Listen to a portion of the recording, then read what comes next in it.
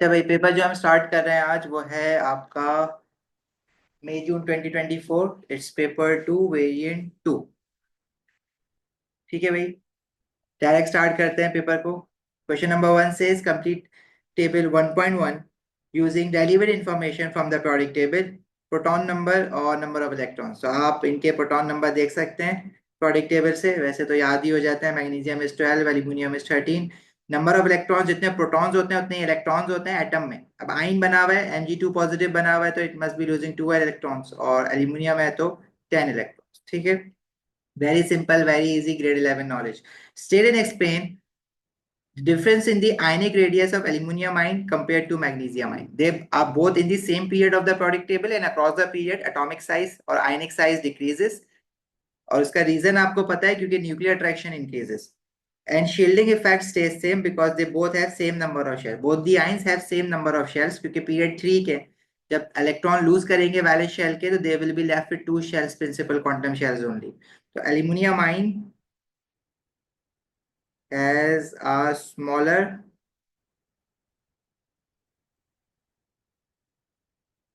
ionic radius than Mg2 positive ion. ठीक है, why? As aluminum ion has a greater nuclear charge, the nuclear attraction, nuclear charge due to more number of protons,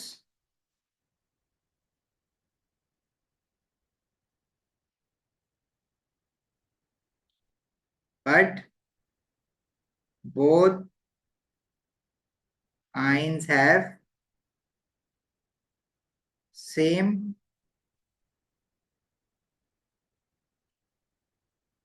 shielding effect. ठीक है, due to same number of shells. देखिए space कम है, इसलिए point form में ना लिखो तो अच्छा है इसको।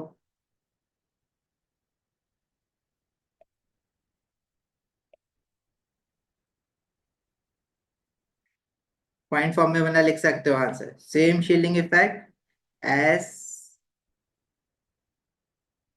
दे have same number of shells. Same number of shells लिख दो या same number of quantum shells लिख दो। ठीक है, easy. Draw a label diagram to show the structure and bonding in sodium. Sodium is a metal. आप लोग metallic bonding ये इसमें आके गलत बनाने लग जाते हैं। You have to make a metal positive ion surrounded by sea of delocalised electrons. जो मेटल पॉजिटिव आइन बनाओगे वो एक आपका लेयर जो होगी मेटल पॉजिटिव आइन की, वो रेगुलरली अरेंज होगी। बाकी उसके नीचे आप 2 से ज्यादा लेयर बना दो, 3 लेयर्स बना दो तो ज्यादा अच्छा है। ठीक है, 4 भी बना सकते हो, लेकिन 2 नहीं बनाना, 2 से ज्यादा बनाना। लेयर्स को आप आगे पीछे कर सकते हो, कोई इशू नहीं है। लेकिन जो आप सी ऑफ डिलोकलाइज इलेक्ट्रॉन्स बनाएंगे वो ऊपर नीचे करके बनाएंगे। डिलोकलाइज्ड है ना, तो वह आपको स्ट्रेट लाइन में नहीं बनाने होते।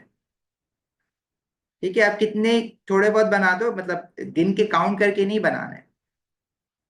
और लेबल जरूर करना, लेबलिंग लिखा हुआ होता है, आप लोग लेबल नहीं कर रहे होते हैं इसको। ठीक है, you have metal positive ions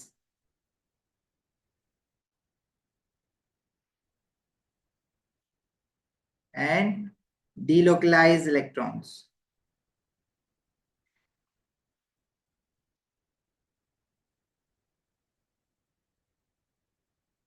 Next question says figure 1.1 shows the variation in melting point of some of the period 3 elements.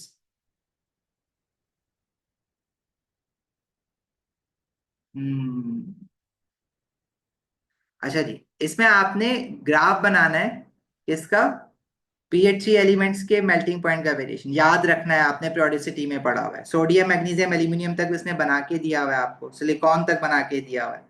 Silicon giant covalent structure है। Phosphorus is a simple covalent molecule, तो उसका जो melting point होता है वो आपने याद रखना है कि वो सोडियम से कम होता है। तो यहाँ सोडियम का है, तो सोडियम से नीचे बनाओगे फास्फोरस का। अच्छा जी, उसके बाद अब कितना नीचे बनाना है वो अंदाजे से बना दो, लेकिन नीचे रखना है सोडियम से। सल्फर का जो मेल्टिंग पॉइंट है ना, sulphur is asset molecule. Phosphorus P4 होता है, सल्फर एसेट होता है।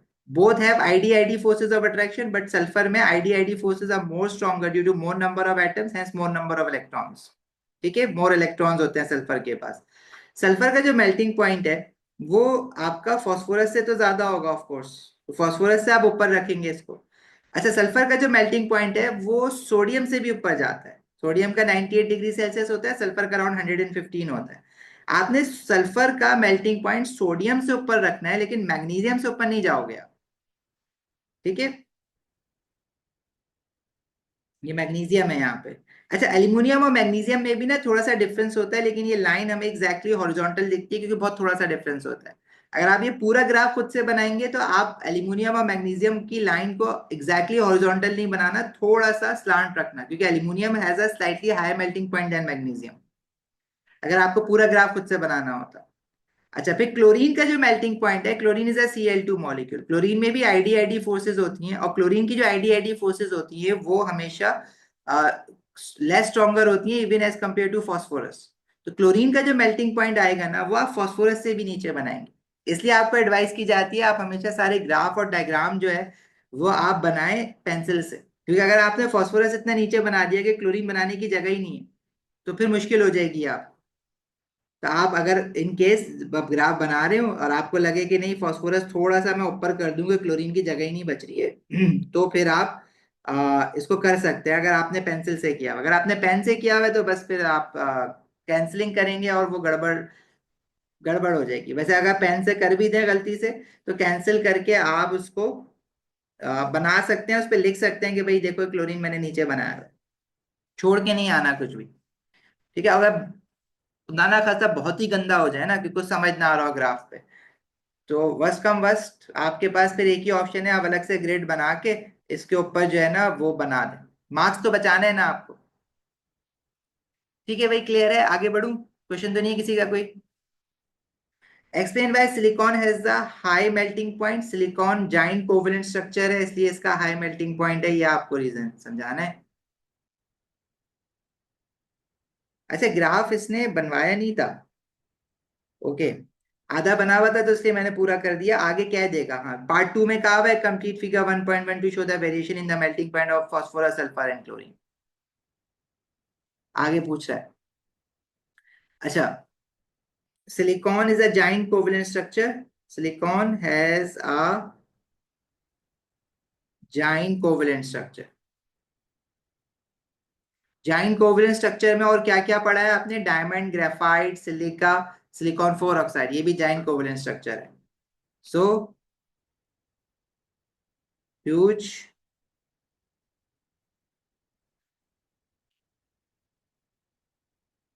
amount of energy is required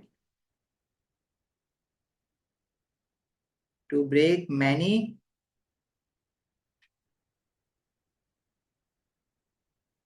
strong covalent bonds. अगर ये किसी आयनिक कंपाउंड के लिए आता आंसर तो आप क्या लिखते, it is a giant ionic lattice, so huge amount of energy is required to break many strong electrostatic forces of attraction between oppositely charged ions. या many strong ionic bonds भी लिख सकते हैं आप. क्लियर है भाई, आगे बढ़े. Next part says 2 pH 3 elements with an excess of oxygen at room temperature.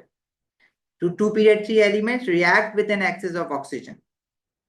pH 3 elements कौन कौन से दिए हुए, sodium and sulphur. Sodium metal है, सल्फर नॉन मेटल है, दोनों ऑक्सीजन के साथ रिएक्ट कर रहे हैं. तो जब सोडियम ऑक्सीजन के साथ रिएक्ट करेगा तो सोडियम ऑक्साइड बनेगा. State of oxide at room temperature and pressure. अच्छा, स्टेट पूछ रहा है ऑक्साइड की, state of oxide solid, liquid या गैस. तो sodium oxide is an ionic compound, तो उसकी जो स्टेट होगी वो रूम टेम्परेचर पे वो सॉलिड होगी. लेकिन सल्फर जब ऑक्सीजन के साथ रिएक्ट करेगा तो it will produce sulphur dioxide या फिर सल्फर ट्राइऑक्साइड, तो वो गैस होती है रूम टेम्परेचर पे. Sodium oxide is a metal oxide. Metal oxides are basic in nature. Sodium oxide जो है वो बेसिक इन नेचर है, राइट, मेटल ऑक्साइड है ना. And group 1 metal oxides are all water soluble. They dissolve into water to produce sodium hydroxide. And sodium hydroxide is a strong alkali. याद रखनी है आपको ये बात. ग्रुप टू में magnesium hydroxide is a weak alkali and as you go down the group two metal hydroxide solubility increases. तो barium hydroxide is a strong alkali, magnesium hydroxide is a weak alkali. Period 3 में notes में सारी बातें लिखी हुई है, याद होनी चाहिए. Sodium hydroxide is a strong alkali. अब अगर ये स्ट्रॉन्ग अल्कली है तो स्ट्रॉन्ग अल्कली का पीएच की जो रेंज मैंने याद करवाई है आपको, वो मैंने कहा है कि आप 13 लिख दिया करें. अदरवाइज इसकी रेंज जो होती है वो 11 से 14 तक हमेशा एक्सेप्टेबल होती है. आप 14 भी लिख सकते हैं इसको, आप 13 लिखा करें इसको. इसका पीएच होगा 13. आप 12 भी लिख देंगे एक्सेप्टेबल है, 14 भी लिख देंगे एक्सेप्टेबल है.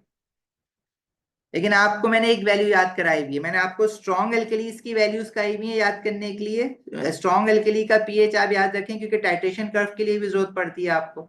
स्ट्रॉन्ग एल्कली का पीएच आप 13 लिखा करें. वीक एल्कली का पीएच, देखो वीक एल्कली का पीएच जो है आप 10 लिख दें वो भी एक्सेप्टेबल है, 11 लिख दें वो भी एक्सेप्ट कर लेता है. तो आपको ये एक वैल्यू याद कर ले. 10 से कम भी लिख दोगे तो वो तो ऑफकोर्स है ही ना वीक. वैसे आप कोशिश करें कि वीक एल्कली 9 तक याद कर लो तो भी एक्सेप्टेबल है. 11 भी लिख दोगे ना तो वो भी चल जाता है. इसी तरह अगर मैं स्ट्रॉन्ग एसिड की बात करूं,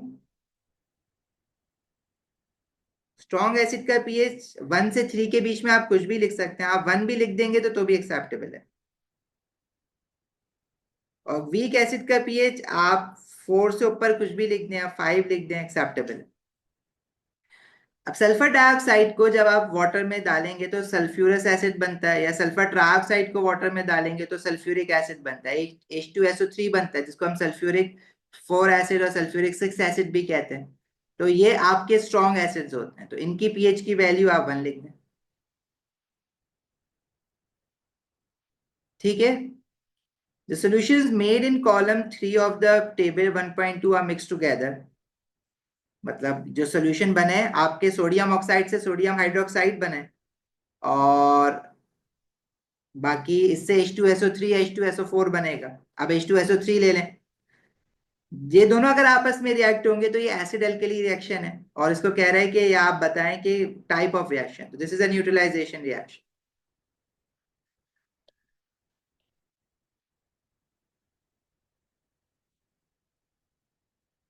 next is saying write an equation to describe the reaction between P4O10 and excess of water. ये इक्वेशन आपने याद रखनी है. फास्फोरस ऑक्साइड को जब आप वाटर में डालते हैं तो फास्फोरिक एसिड बनता है H3PO4. ये इक्वेशंस देखिए रटी रटाई हैं. आप बैलेंस केमिकल इक्वेशन ऑलरेडी याद करके जाए इनकी एग्जाम में, वहां बैठ के बैलेंसिंग करने की जरूरत नहीं है. ठीक है. आप अगर वो वहां पे बैठ के ट्राई कर रहे हैं बैलेंसिंग तो कभी कभार नहीं भी होती बैलेंसिंग. हाँ, neutralisation reaction is your acid based reaction. आप इसकी जगह एसिड बेस्ड रिएक्शन भी लिख सकते हैं. बिल्कुल ठीक है वो भी. ठीक है. Aluminium oxide is amphoteric. Explain what is meant by amphoteric. Amphoteric oxide is that oxide that can react with both acid and bases, or that behaves as both acid and base. अब ये भी लिख सकते हैं reacts with both acid and base, or behave both acid and base, behave as both acid and base. Write an equation to describe the reaction of aluminium hydroxide with sodium hydroxide. Again बेटा याद रखनी है ये equation. ठीक है. ये chapter marks scoring होता है, आपको मार्क्स दिला देगा बहुत ज्यादा. ये इक्वेशन आपको aluminium hydroxide is an alkali, right, metal hydroxide है, और सोडियम हाइड्रोक्साइड भी अल्कली है. ठीक है. अच्छा, अब एल्यूमिनियम हाइड्रोक्साइड आपके पास एक एम्फोटेरिक ऑक्साइड है, मेटल हाइड्रोक्साइड है. असल में आपने जो रिएक्शन याद किया हुआ है ना वो एल्यूमिनियम ऑक्साइड का याद किया हुआ है. आपने जो रिएक्शन याद किया है वो ये याद किया है, aluminium oxide and sodium hydroxide reacts to produce. अच्छा, इसमें आपने लेफ्ट हैंड साइड पे वाटर भी याद किया हुआ है, 3 मोल्स ऑफ वाटर. ये बनाता है आपका कॉम्प्लेक्स सॉल्ट सोडियम एल्यूमिनेट, जिसका फॉर्मूला आपने याद किया है NaAlOH4. अब यहाँ पे थोड़ी सी ना आपको अपनी केमिस्ट्री की नॉलेज जो आप थ्रू आउट पढ़ते आए हैं वो लगाना. देखो अगर मैं जैसे सोडियम ऑक्साइड का अगर आपका अल्कली के साथ रिएक्शन पड़ता, तो जो आप सोडियम ऑक्साइड तो खैर रिएक्ट नहीं करेगा। ये जैसे कोई मेटल ऑक्साइड है, सोडियम ऑक्साइड है, अगर वो रिएक्ट करेगा एसिड के साथ तो सॉल्ट बनेगा, सोडियम क्लोराइड एंड वाटर। अगर मैं सोडियम ऑक्साइड की जगह उसकी मेटल हाइड्रोक्साइड ले लेता, सोडियम हाइड्रोक्साइड, तो उसमें भी सॉल्ट तो सेम ही बनता ना, sodium chloride and water. Salt का फॉर्मूला तो सेम आता। अब अगर आप यहाँ पे एल्यूमिनियम ऑक्साइड के बजाय एल्यूमिनियम हाइड्रोक्साइड ले रहे हैं, एल्यूमिनियम हाइड्रोक्साइड एल्यूमिनियम ऑक्साइड की तरह ही बिहेव करेगा। इसका फॉर्मूला AlOH3 होगा। और उसको आप सोडियम हाइड्रोक्साइड के साथ जब रिएक्ट करा रहे हैं तो इसमें भी जो सॉल्ट बनेगा वो सेम बनेगा, जो कि कॉम्प्लेक्स सॉल्ट आपने पढ़ा है एल्यूमिनियम ऑक्साइड और सोडियम हाइड्रोक्साइड के रिएक्शन में, सोडियम एल्यूमिनेट कहते हैं इसको। आप नाम याद नहीं रखें, आप इसका फॉर्मूला जरूर याद रखें। अब इसमें अगर आप वाटर लगाते हो लेफ्ट हैंड साइड पे तो भी ठीक है, नहीं लगाते हो तो भी ठीक है। अब इसकी इक्वेशन अगर आपने बैलेंस करनी है तो अब देखो, ये इक्वेशन आप याद नहीं करके जा रहे हैं, ये इक्वेशन आपके पास आउट ऑफ द ब्लू आ गई है। लेकिन ये इक्वेशन अगर मैं इस फॉर्म में बनाता हूँ तो ये मुझे ऑलरेडी बैलेंस्ड मिलेगी, मुझे कुछ और करने की जरूरत नहीं होगी। अगर आपने जो इक्वेशन याद की हुई है उसके हिसाब से अगर आप लेफ्ट हैंड साइड पे इस पे वाटर लगा भी देते हैं तो फिर वो आप बैलेंस केमिकल इक्वेशन कोशिश करें कि आपको याद रहे, याद होगी इक्वेशन। तो आपके पास बस आपको थोड़ी सी वाटर में बैलेंसिंग करते वक्त थोड़ा सा इशू हो जाएगा इसमें, अदरवाइज अगर आप वाटर नहीं भी लिखोगे तो भी आपका काम निकल जाएगा, क्योंकि इसने एल्यूमिनियम हाइड्रोक्साइड को इंट्रोड्यूस करवा दिया है ना एज एम्फोटेरिक। तो आप उसको एज एसिड यूज कर लें, आप उसको एज अल्कली यूज ना करें, क्योंकि सोडियम हाइड्रोक्साइड एम्फोटेरिक नहीं होती, आपको उसको एज अल्कली यूज करना ही करना है हर हाल में। ठीक है भाई। तो ये वाला क्वेश्चन, हाँ ये वाली इक्वेशन आप ये कह सकते हैं कि हमने याद नहीं की है, तो यहाँ पे आप थोड़ा सा 1 मार्क के लिए स्ट्रगल कर रहे होंगे पेपर में। अगर आपको याद आ गया, आप डिड्यूस कर गए, एनालाइज कर गए तो आप कर लेंगे, अदरवाइज आप स्ट्रगल करेंगे इस मार्क। कभी कभार आते हैं 1-2 मार्क तो आएंगे ना। क्लियर है, आगे बढ़ूं? अच्छा, 5 मिनट का थोड़ा सा ब्रेक लेना पड़ेगा, हमारा नमाज का टाइम बीच में आ रहा है। फिर हम ये क्वेश्चन नंबर 2 स्टार्ट करते हैं, बट बहुत ज्यादा गायब नहीं होना। Just will take a break for 5 to 8 minutes, not more than that. ठीक है, बस आप लोग मगरिब पढ़ें और वापस आ जाएं जल्दी से।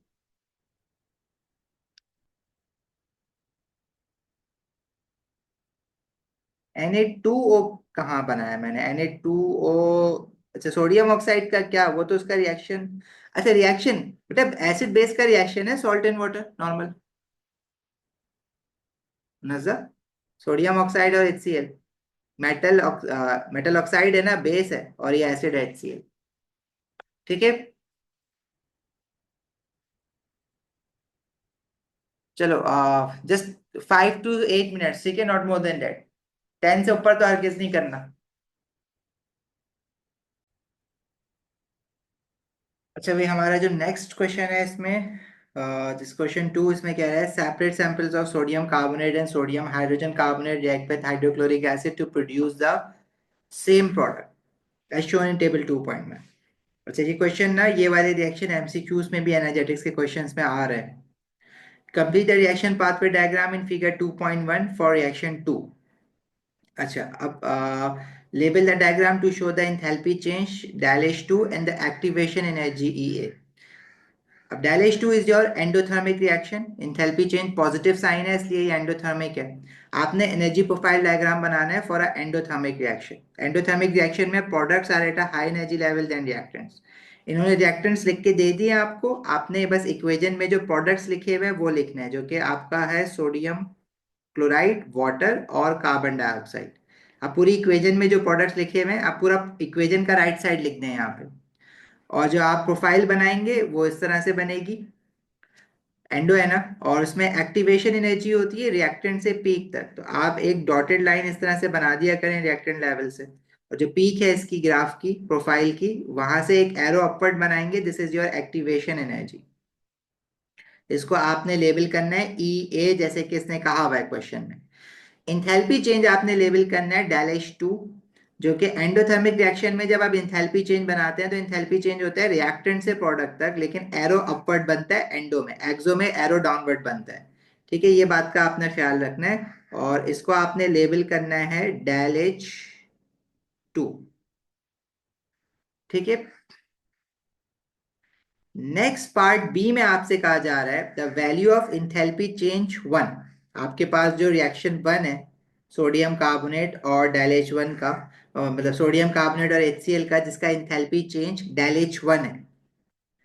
इस रिएक्शन के बारे में आपसे क्या कहा जा रहा है, the value of enthalpy change 1 is determined by the experiment using the following method.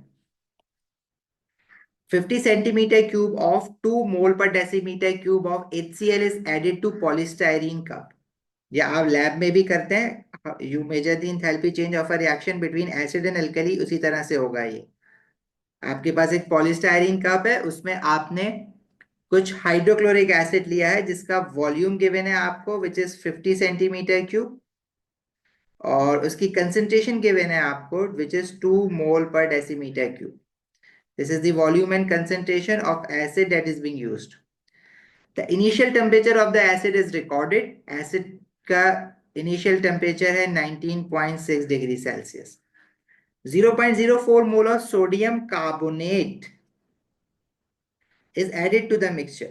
अभी जो आपने सोडियम कार्बोनेट डाला है ये एक्वस फॉर्म में नहीं डाला, ये आपने सॉलिड फॉर्म में डाला है, इसलिए आपको इसके डायरेक्ट मोल्स बता रहा है। अगर ये एक्वस फॉर्म में डालते तो इसका भी कोई वॉल्यूम होता और वो वॉल्यूम यूज करना इंपॉर्टेंट होता है आगे। All the solid sodium carbonate disappears and the colorless solution is produced. It means the reaction must completed by the reaction of sodium carbonate. मतलब सारा का सारा सोडियम कार्बोनेट रिएक्ट होके खत्म हुआ है। तो मैं ये कह सकता हूं कि ये लिमिटिंग रिएक्टेंट है।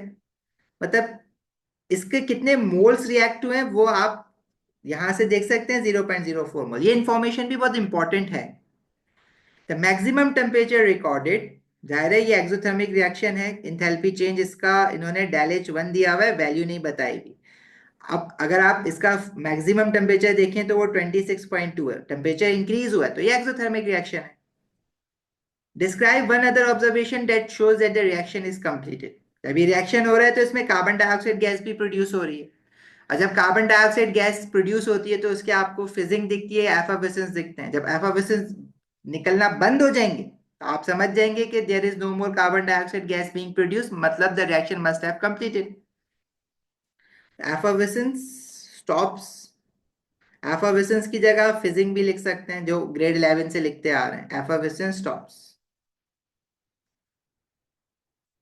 ठीक है जी, क्लियर है यहां तक बात?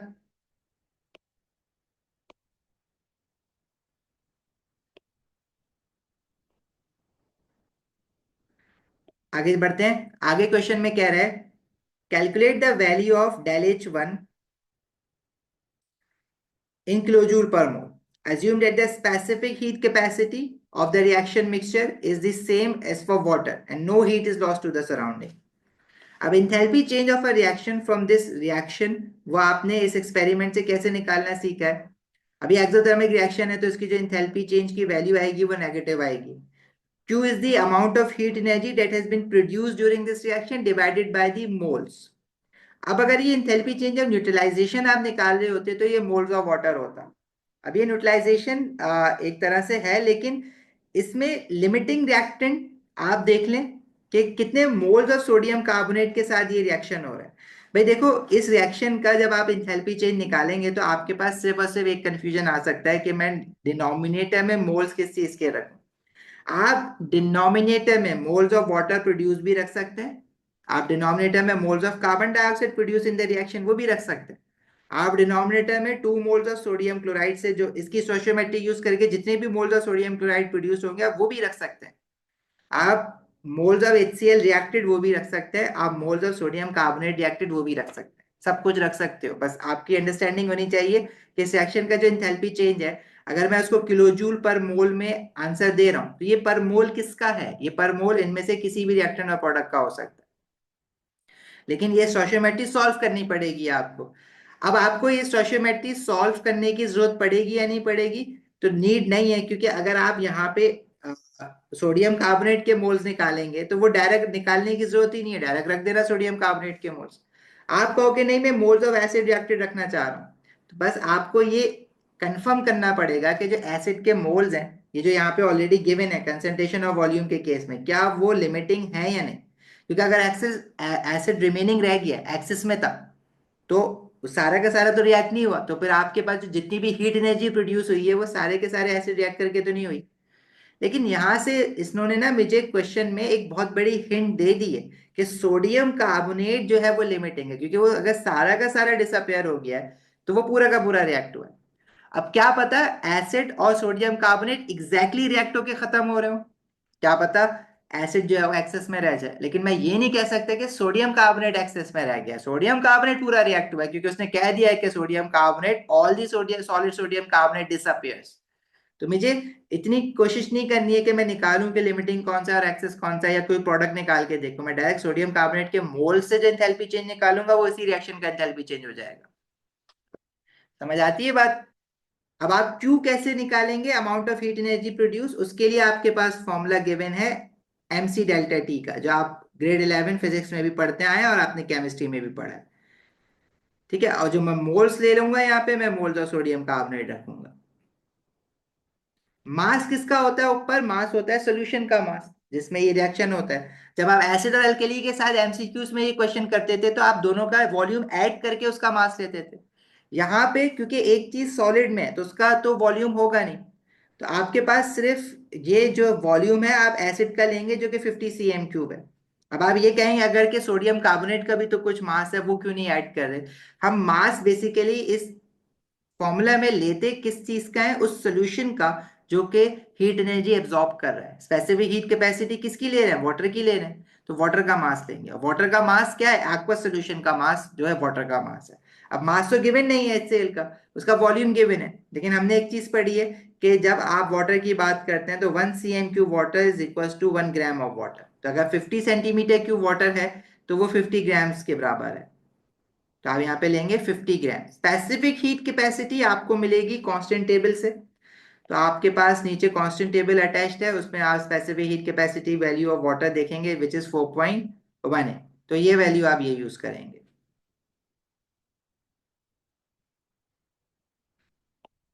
This is 4.18। और change in temperature, final temperature 26.2 हुआ है, चेंज इन टेम्परेचर आप डायरेक्टली डिग्री सेल्सियस से ही चेंज निकाल लें।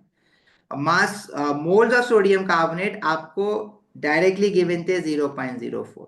अब ये जो वैल्यू आएगी क्यू का, ये जो फॉर्मूला है ये आंसर आपको जूल्स में दे रहा होता है। आपको फाइनल आंसर इंथैल्पी चेंज का देना है किलो जूल पर मोल में, तो आप इसको डिवाइडेड बाय 1000 भी कर दें। आंसर बता दो मुझे क्या बन रहा है।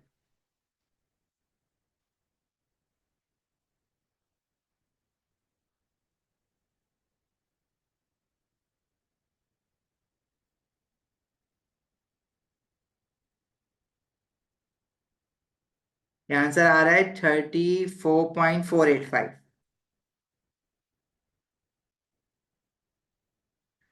तो आप इसको 1 डेसिमल प्लेस लिख दें, क्योंकि ऊपर टेबल में जो एंथैल्पी चेंज गिवन है ऑलरेडी किसी रिएक्शन का, वो 1 डेसिमल प्लेस है। इसलिए मैं भी इसको 1 डेसिमल प्लेस लिख देता हूँ। इसको हम लिख देते हैं नेगेटिव ऑफ, नेगेटिव साइन जरूरी है, ठीक है। एक्सोथर्मिक है ना, -34.5 किलो जूल पर मोल। क्लियर है भाई।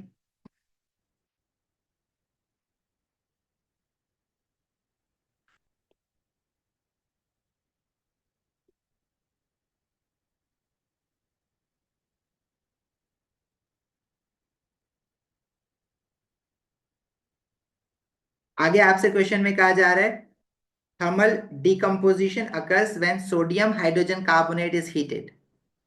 ठीक है, उसकी रिएक्शन इक्वेशन आपको गिवन है। अब ये थर्ड रिएक्शन है जो कि जो टेबल में जो रिएक्शन दिए हुए हैं उनसे डिफरेंट है। अगर आप इन इक्वेशंस को गौर से देखें तो हम जब एनर्जेटिक्स पढ़ रहे थे तो हमने एमसीक्यूज में इस तरह के क्वेश्चन इनकाउंटर किए थे। अब इसमें कहा जा रहा है calculate the enthalpy change for reaction 3। ये जो रिएक्शन गिवन है इसका आपने enthalpy change of a reaction निकालना है using the data in table 2.1। Table 2.1 ये ऊपर वाला टेबल है जो मैंने नीचे कॉपी कर दिया है। मोल्स को 1000 से मल्टीप्लाई नहीं किया है, जो आंसर आया था ना मेरा एनर्जी का ऊपर, उसको मैंने 1000 से डिवाइड किया है, क्योंकि जो आंसर आता है एमसी डेल्टा टी से ये जूल्स में आता है। हमें जो इंथैल्पी चेंज देना है वो किलो जूल्स पर मोल में देना है। इसे जो डिवाइड बाय 1000 किया है मैंने, वो जूल्स को किलो जूल्स में कन्वर्ट करने के लिए किया है। सही है कहानियां? अच्छा जी, अब आपसे कहा जा रहा है इस सेक्शन का इंथैल्पी चेंज निकालें and you should use the enthalpy changes जो आपको टेबल में गिवन है जिन रिएक्शंस के। अब डेल एच वन आपने निकाला है -34.5। आपसे कहा जा रहा है if you are unable to calculate the del H one in B two, मतलब ऊपर वाले पार्ट में अगर आपसे नहीं निकला, आपको नहीं याद आया कैसे निकालते हैं, तो आप ये वाली वैल्यू यूज कर सकते हैं -38.4। But this is not the correct value. वो इसलिए बताते हैं क्योंकि स्टूडेंट्स क्या करते हैं, वो देखते हैं अच्छा ये आंसर तो मुझे दिया हुआ है पार्ट बी टू का, तो मैं ऊपर जाके ये लिख दूं। तो वो ऐसी हरकतें भी करते हैं, तो इसलिए इन्होंने आपको यहाँ पे ये हमेशा इस तरह से बता दिया जाता है। अब इन केस अगर आपने ऊपर आंसर गलत निकाला है और अगर आप वही क्वेश्चन वही आंसर नीचे वाले पार्ट में यूज करते हैं और नीचे वाला पार्ट आप सही सॉल्व करते हैं, तो आपको एरर कैरिड फॉरवर्ड के मार्क्स मिल जाएंगे। वो आपने परेशान नहीं होना कि मेरा आंसर ऊपर सही है या नहीं है, मैं ये यूज करूं या ये जो क्वेश्चन में गिवन है ये यूज करूं। मोस्टली तो इसी में कंफ्यूज रहते हैं। तो आपका जो भी आंसर है आप यूज कर सकते हैं। अगर कुछ भी नहीं किया ना, आपने ब्लैंक छोड़ दिया ऊपर, तो फिर आप ये यूज कर लीजिएगा। अच्छा, अब मैं ये जो मेरे पास दो रिएक्शन की इक्वेशन गिवन है, इनको मैं कनेक्ट कैसे करूं? ऊपर वाली जो इक्वेशन है वो सिंपल डिकम्पोजिशन की इक्वेशन है, उसमें HCl नहीं है। देखो कॉमन चीजें क्या है, सोडियम कार्बोनेट ऊपर वाली इक्वेशन में है, रिएक्शन वन की इक्वेशन में भी है। रिएक्शन टू की इक्वेशन में सोडियम हाइड्रोजन कार्बोनेट है। ठीक है। The only thing that is missing from the reaction one is your HCl। मतलब अगर आप इस इक्वेशन के, अब यहां से थोड़ा सा सोचना है आपने। नहीं अनाया, ऐसा नहीं होगा। टू गलत है तो थ्री में एरर कैरी फॉरवर्ड मिलेगा आपको। अब देखिए यहाँ पे जो आपके पास HCl है, वो दोनों के साथ रिएक्ट कर रहा है, सोडियम हाइड्रोजन कार्बोनेट के साथ भी रिएक्ट कर रहा है। अगर मैं यहाँ पे ऐसे लिख दूं, तो वन इक्वेशन रिएक्शन टू की इक्वेशन के हिसाब से 1 मोल of sodium hydrogen carbonate is reacting with 1 mole of HCl। अब ऊपर रिएक्शन थ्री की इक्वेशन में 2 मोल ऑफ सोडियम कार्बोनेट है, 2 मोल ऑफ HCl लिख दूं।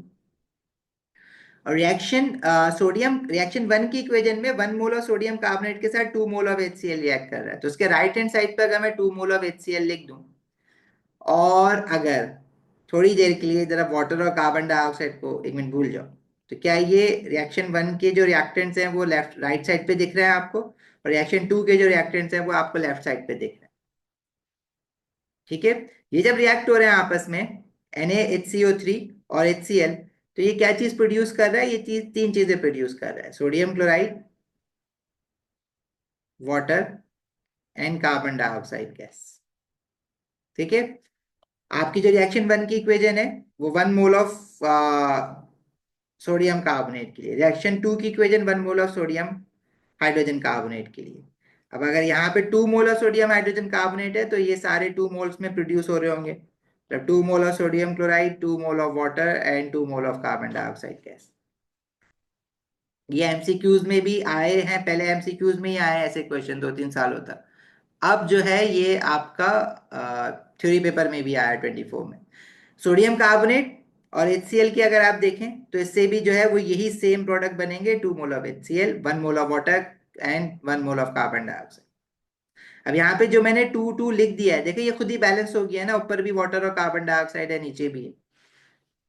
अब आपका अगर ये इक्वेशन बैलेंस नहीं भी होती है, तो आपने ये चीज देखनी है कि आपके पास नीचे जो है वो जो प्रोडक्ट्स आ रहे हैं, सो दोनों इक्वेशन के आपने क्या करा, ऊपर वाली इक्वेशन को दोनों इक्वेशन की लेफ्ट और राइट साइड बना दी, और जो इनके प्रोडक्ट्स आ रहे हैं वो कॉमन प्रोडक्ट्स हैं वो नीचे लिख दिए।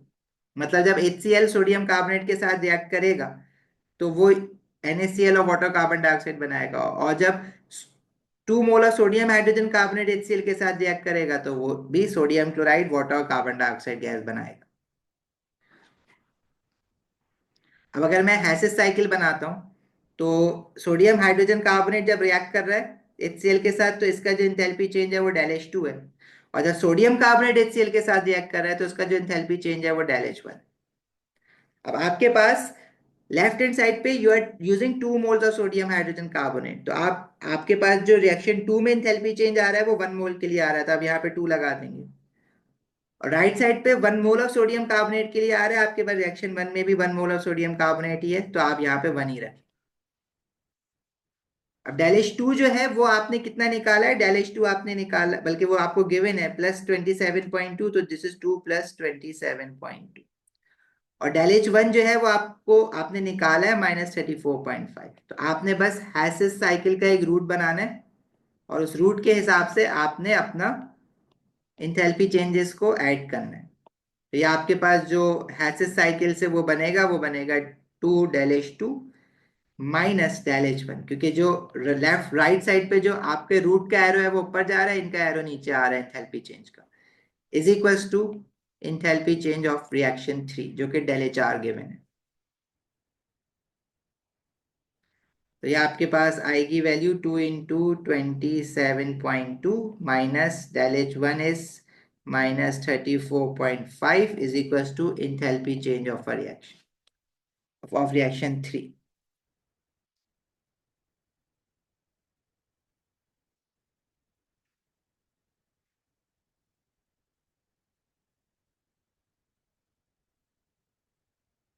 ये मेरी आ रही है +88.9 किलो जूल पर।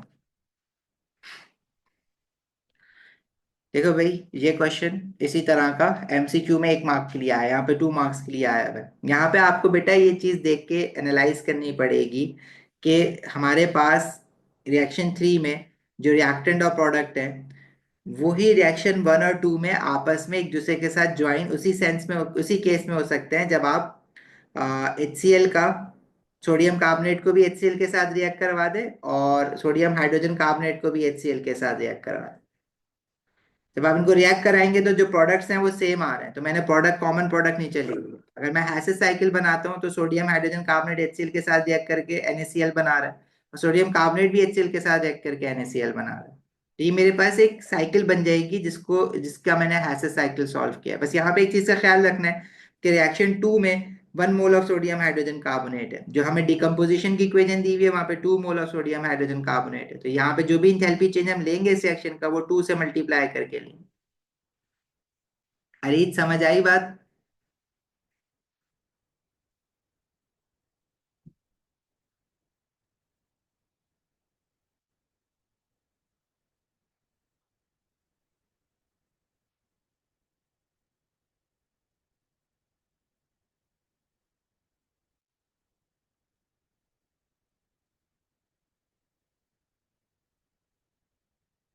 चलो, नेक्स्ट कह रहा है Z is a salt that contains a pH 4 element from group 2. When Z is heated, brown gas forms. Okay, brown gas nitrogen dioxide gas पढ़ी है आपने। अब Z जो है वो ऐसा क्या सॉल्ट है from a pH 4 element, pH 4 element of group 2 जो है वो कैल्शियम होगा, क्योंकि पीएच 2 में आपके पास group 2 start from beryllium, then comes आपका मैग्नीशियम, पीएच 4 तक कैल्शियम आ जाता है। और उसको हीट करने पे अगर आप ब्राउन गैस बना रहे हैं तो this is the equation for the thermal decomposition of metal nitrate, group 2 metal nitrate जो है कैल्शियम नाइट्रेट होगा। इसको जब आप डिकम्पोज करेंगे तो it will produce calcium oxide, carbon dioxide and night, sorry not ना कार्बन डाइऑक्साइड, वो तो मेटल कार्बोनेट की होती है, calcium oxide, oxygen gas and nitrogen dioxide. इसको बैलेंस करने के लिए आप याद रखते हैं इसकी इक्वेशन, 1/2 मोल ऑफ ऑक्सीजन आता है, 2 मोल ऑफ नाइट्रोजन डाइऑक्साइड आता है। ये इक्वेशन है। मैंने ब्राउन गैस देख के रियलाइज किया कि it is a nitrogen dioxide gas, तो जो कि ग्रुप 2 के मेटल नाइट्रेट को डिकम्पोज करके बनती है। क्लियर है भाई? आगे बढ़े। नेक्स्ट कह रहा है describe what is meant by dynamic equilibrium. तो डायनामिक इक्विलिब्रियम आपके पास वही केमिकल इक्विलिब्रियम होता है in a reversible reaction when rate of forward reaction becomes equal to rate of backward reaction. That is your dynamic equilibrium where no change of concentration of reactant and product takes place, या concentration of reactant और product constant हो जाती है। मैं लिखवा देता हूँ एक बार definition in a reversible reaction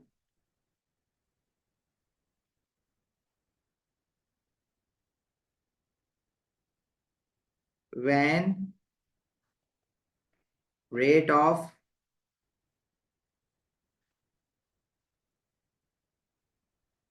forward reaction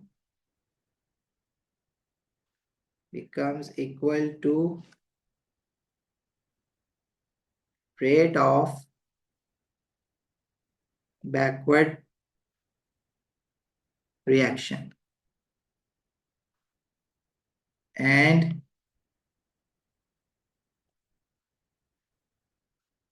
concentrations of reactant and products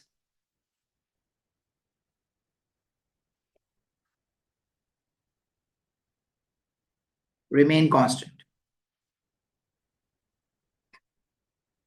Reaction 4 describes the reversible reaction between yellow Fe3 positive ion and the colorless SCN negative ion to produce FeSCN2 positive.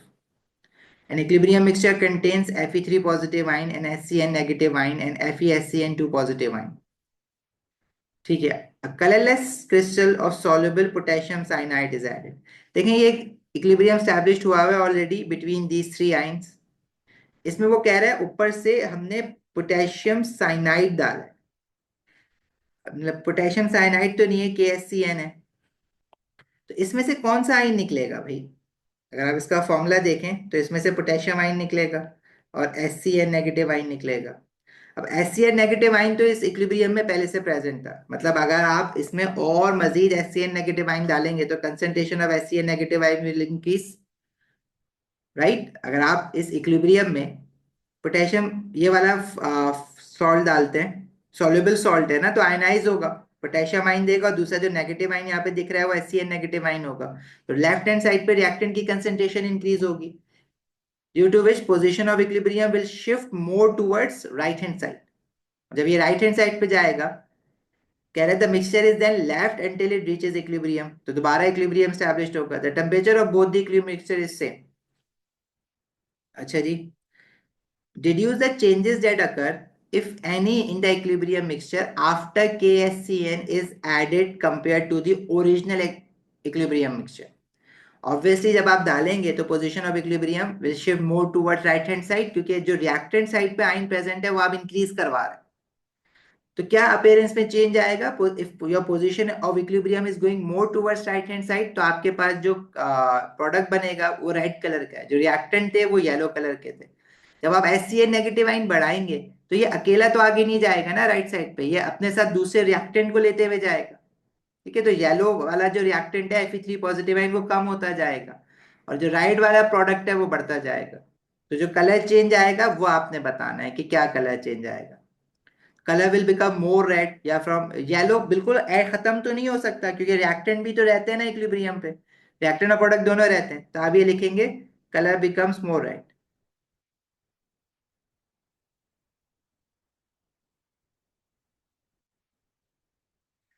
Change in relative concentration of Fe3 positive ion. अब जाहिर है जब SCN negative ion आगे जाएगा तो अपने साथ Fe3 positive ion को भी लेके जाएगा, तो दिस डिक्रीजेस.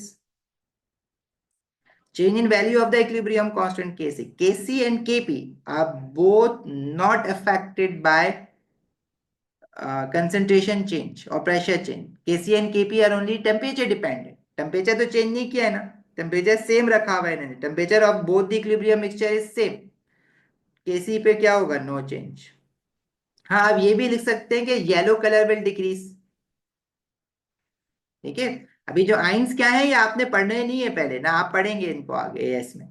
बस आपको ये पता है कि ये इक्विलिब्रियम शिफ्ट हुआ है, तो राइट साइड पे जो चीज ज्यादा बन रही है वो रेड कलर की, तो ज्यादा कलर रेड दिखेगा, येलो कम होता जाएगा, कम येलो हो जाएगा, ये भी लिख सकते.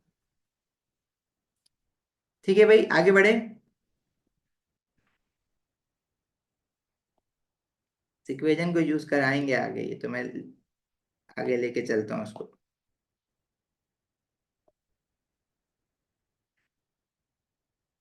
The expression for the equilibrium constant Kc for reaction 4 is shown. 5 exponent minus 5 mole of Fe3 positive ion and 5 exponent minus 5 mole of SCN negative ion are added together and allowed to reach equilibrium. मतलब ये जो moles दिए हुए हैं आपको वो initial moles दिए हुए हैं, मोल्स दिए हुए हैं, कंसेंट्रेशन नहीं दिए हुए. रिएक्टेंट के इनिशियल मोल्स गिवन है. The total volume of the mixture is 25 cm3. जिस मिक्सचर में ये इक्विलिब्रियम स्टैब्लिश्ड हो रहा है उस मिक्सचर का वॉल्यूम दिया हुआ है 25 cm3. At equilibrium, the concentration of FeSCN2 positive ion is 4.23. ये देखिए आप किस तरह से सॉल्व करते हैं। ये आप इनिशियल कंसंट्रेशन रखते हैं और इनिशियल इक्विलिब्रियम कंसंट्रेशन रखते हैं। आपको असल में इक्विलिब्रियम कंसंट्रेशन चाहिए होती है केसी निकालने के लिए। केसी की एक्सप्रेशन आपको बना के दी हुई है, आपने बस वैल्यूज पुट करनी है। अब इनिशियल कंसंट्रेशंस नहीं दिए हुए, इनिशियल मोल्स दिए हुए। Fe3 पॉजिटिव आयन के मोल दिए हुए 5 एक्सपोनेंट -5। HCl नेगेटिव आयन के भी मोल्स दिए हुए 5 एक्सपोनेंट -5। प्रोडक्ट के इनिशियल मोल्स नहीं दिए हुए, प्रोडक्ट की डायरेक्टली इन्होंने आपको इक्विलिब्रियम कंसंट्रेशन दी हुई है। अब मुझे असल में प्रोडक्ट के कितने मोल्स बने अगर वो पता लग जाए ना, इक्विलिब्रियम पे प्रोडक्ट के कितने मोल्स हैं। इनिशियली जीरो थे, अगर इक्विलिब्रियम मोल्स मुझे पता लग जाए तो मैं ये निकाल लूंगा कि रिएक्टेंट के कितने कितने रिएक्ट हुए बाय यूजिंग द स्टोइचियोमेट्री। लेकिन उन्होंने मुझे इक्विलिब्रियम पे प्रोडक्ट के मोल्स नहीं दिए हुए, कंसंट्रेशन दी हुई है।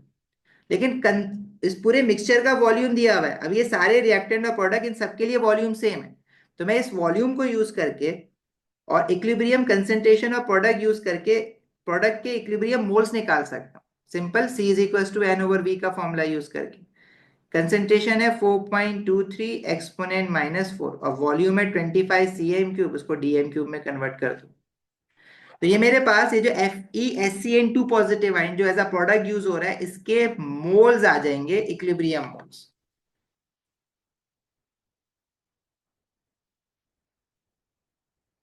और इसके जो मोल्स आ रहे हैं वो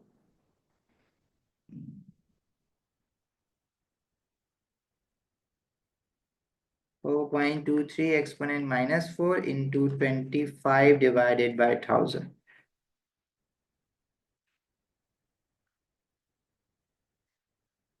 1.0575 एक्सपोनेंट -5। आप डायरेक्ट कंसंट्रेशंस को यूज करके अगर करना चाह रहे हैं तो वो भी कर सकते हैं। अगर आपकी मैथ्स पक्की है तो आप वो भी कर सकते हैं। ये आ रहा है आपके पास 1.0575 एक्सपोनेंट -5 मोल्स। अब देखिए इक्वेशन के हिसाब से 1 मोल ऑफ प्रोडक्ट जो बन रहा है तो दोनों रिएक्टेंट के 1 1 मोल रिएक्ट हो रहे हैं। तो अगर HCl नेगेटिव आयन आपसे पूछा जाए कितना रिएक्ट हुआ है, उतना ही रिएक्ट होगा जितना प्रोडक्ट बना है, जितने मोल्स ऑफ प्रोडक्ट बने।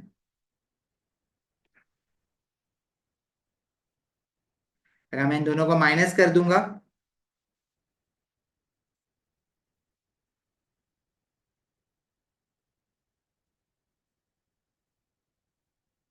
तो ये मेरे पास आ रहा है 3.9425। 3.9425 एक्सपोनेंट -5। दोनों के इतने ही होंगे।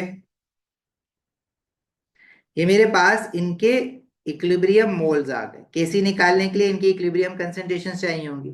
कंसंट्रेशन इन सबकी सेम है, 25 cm³ है जो कि 0.025 dm³ हो जाएगा।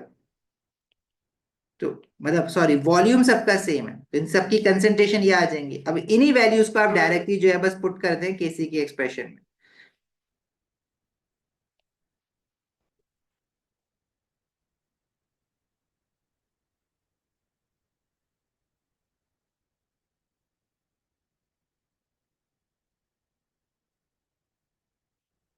ठीक है भाई, क्लियर है? बताओगे क्या आ रहा है आंसर?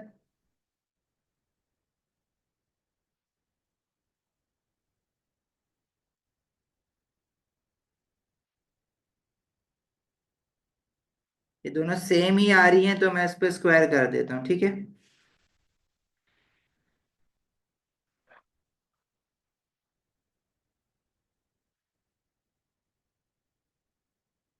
केसी लिखना है, साथ में यूनिट्स भी बनाना है। यूनिट्स तो आप बना लोगे ना, ऊपर मोल पर dm³ है, नीचे मोल पर dm³ 2 बार है। ये हो जाएगा मोल इनवर्स dm3। केसी बता दो बस कितना आ रहा है।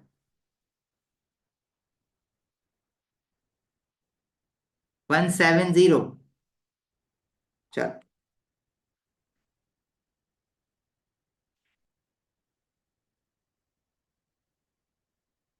पास पेपर्स की रिकॉर्डिंग नहीं प्रोवाइड की जा रही। ओके, कह देता हूँ, मैं ख्याल से वो अपलोड अभी हुई नहीं थी, आज हो जाएंगी आई गेस।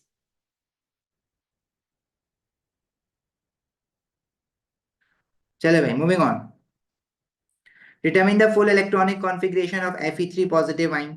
तो आयरन का जो एटॉमिक नंबर है दैट इज 26। अब Fe3 पॉजिटिव आयन है, ट्रांजिशन मेटल है, तो आप इलेक्ट्रॉनिक कॉन्फ़िगरेशन बनाएंगे 1s2 2p6 3s2 3p6 4s आप पहले फिल करते हैं लेकिन वो लिखते बाद में 4s2 और 3d किस पे जाता है ये 26 ना, तो 3d6 तक चला जाता है। लेकिन आप इलेक्ट्रॉनिक कॉन्फ़िगरेशन जो लिखते हैं वो 3d पहले लिखते हैं और 4s बाद में लिखते हैं। लेकिन ये तो आपको Fe3 पॉजिटिव आयन की बनानी है, मैंने तो एटम की बनाई है। It means you will lose 3 electrons ना, 3 इलेक्ट्रॉन कम करें। तो 4s जो है वो फिल होने के बाद हाई एनर्जी लेवल पे चला जाता है। तो वो ऑर्बिटल जो हाई एनर्जी लेवल पे होता है पहले उसमें से इलेक्ट्रॉन निकलते हैं। तो पहले 4s2 से 2 इलेक्ट्रॉन निकलेंगे, हमें 3 इलेक्ट्रॉन्स निकालना है, तो 3d से 1 इलेक्ट्रॉन निकलेगा। तो आपके पास Fe3 पॉजिटिव आयन की इलेक्ट्रॉनिक कॉन्फ़िगरेशन 3d5 पे खत्म होगी। P1 देखो टाइम टू टाइम टॉपिकल कर लो, ईयरली ना करो बेशक, अभी टॉपिकल जरूर थोड़े थोड़े करो, टॉपिक जो रिवाइज कर रहे हो उसके। HCl negative ion is a colorless. Complete the dot and cross diagram to show the arrangement of outer electrons in HCl negative ion.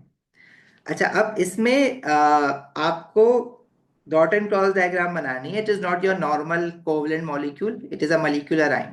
ठीक है, इसमें एक एक्स्ट्रा इलेक्ट्रॉन आया है, वो कहाँ पर आया है वो आपको जरा दिखाना पड़ेगा। देखो, आपको ये पता है कि carbon will make 4 covalent bonds, carbon ने 4 कोवलेंट बॉन्ड बनाने हैं। Sulphur will make 2 covalent bond, nitrogen makes 3 covalent bond. अब इनमें से कोई एक गेटिव बॉन्ड भी बना सकता है। अब आपको क्या पता, आपने तो बनाई नहीं है डॉट एंड क्रॉस डायग्राम। लेकिन अगर आप यहाँ पे ऑप्शंस देखें तो आपके पास नाइट्रोजन जो है, अगर वो फॉर एग्जाम्पल, अच्छा ये ना अक्सर गलत हो जाते हैं। नाइट्रोजन जो है अगर वो कार्बन के साथ नाइट्रोजन ने 3 कोवलेंट बॉन्ड बनाने, लेट्स से आपने नाइट्रोजन का पहला बॉन्ड बनाया, नाइट्रोजन के इलेक्ट्रॉन में डॉट से शो कर रहा हूँ, की शो करना चाहो कर दो, नहीं करना चाहो कोई मसला नहीं। आप नाइट्रोजन कार्बन दोनों के डॉट से शो कर दो, या किसी एक का क्रॉस से या किसी एक का डॉट से, उससे कोई फर्क नहीं पड़ता है। वो नंबर ऑफ इलेक्ट्रॉन्स गिनता है ओवरलैपिंग रीजन में कि वो पूरे बनाए या नहीं बनाए। तो कार्बन नाइट्रोजन का अगर मैं एक बॉन्ड बना दूं, तो नाइट्रोजन के वैलेंस शेल में और कितने इलेक्ट्रॉन रह जाएंगे, 4 इलेक्ट्रॉन। 5 होते हैं ना वैलेंस शेल में। नाइट्रोजन के वैलेंस शेल में अगर 5 इलेक्ट्रॉन है और एक इसने कार्बन के साथ बॉन्डिंग पे लगाया, तो एक कार्बन से आ जाएगा, तो कितने हो जाएंगे, 1 2 3 4 5 6। अच्छा, नाइट्रोजन ने वैसे तो 3 बॉन्ड बनाने हैं, अगर नॉर्मली वो बात करो, तो कार्बन के साथ अगर वो एक और बॉन्ड बना लेता है, तो अब नाइट्रोजन के पास 1 2 3 4 5 6 7 हो गए। अब आपके पास यहाँ पे ना, अब आपको नहीं पता कि ये जो नेगेटिव चार्ज आया है वो इनमें से कौन से एटम ने एक्स्ट्रा इलेक्ट्रॉन लिया है। अब अगर आप कार्बन के राइट साइड पे 2 इलेक्ट्रॉन बनाएंगे, तो सल्फर के आप लेफ्ट साइड पे 2 इलेक्ट्रॉन बनाएंगे, क्योंकि कार्बन ने 4 बॉन्ड बनाने हैं। प्रॉब्लम यह है कि अगर मैं कार्बन के राइट पे 2 बना दूं, सल्फर के लेफ्ट पे 2 बना दूं, तो नाइट्रोजन के इलेक्ट्रॉन्स पूरे नहीं होंगे। ठीक है, अगर अच्छा, अब एक काम करते हैं, सल्फर के और कार्बन के भी ना 2 बॉन्ड बना के देखते हैं। तो सल्फर के वैलेंस शेल में अब कितने इलेक्ट्रॉन और रह जाएंगे, 6। अच्छा, सल्फर तो हो गया स्टेबल। सल्फर ने राइट हैंड साइड पे इलेक्ट्रॉन्स बना लिए 1 2 3 4 और 5 6 7 8। ठीक है, अब यहाँ पे कार्बन के भी 4 बॉन्ड हो गए। अब सिर्फ जो फंसा वो फंसा नाइट्रोजन, क्योंकि नाइट्रोजन के वैलेंस शेल में अभी 8 इलेक्ट्रॉन्स नहीं हुए। अच्छा, अब क्या नाइट्रोजन अपने वैलेंस शेल में मोर देन 8 इलेक्ट्रॉन्स तो रख नहीं सकता। सल्फर आपने देखा है कि ऑक्टेट रूल डिफाई कर सकता है, it can have more than 8 electrons और इवन लेस देन 8 इलेक्ट्रॉन्स। तो अब आपके पास यहाँ पे ना जो पॉसिबिलिटीज बचती हैं, आप ये कर सकते हैं कि आप कहें कि मैं नाइट्रोजन को किसी तरह से एक बाहर से इलेक्ट्रॉन दिला दूं, इसकी वजह से नाइट्रोजन पे नेगेटिव चार्ज आ जाए।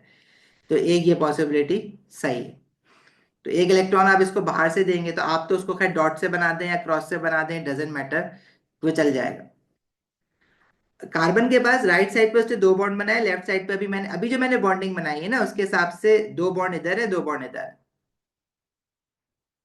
ठीक है, कार्बन के पास अभी कोई एक्स्ट्रा इलेक्ट्रॉन नहीं है, 4 इलेक्ट्रॉन थे, 4 के 4 शेयरिंग पे लगाया मैं उसने।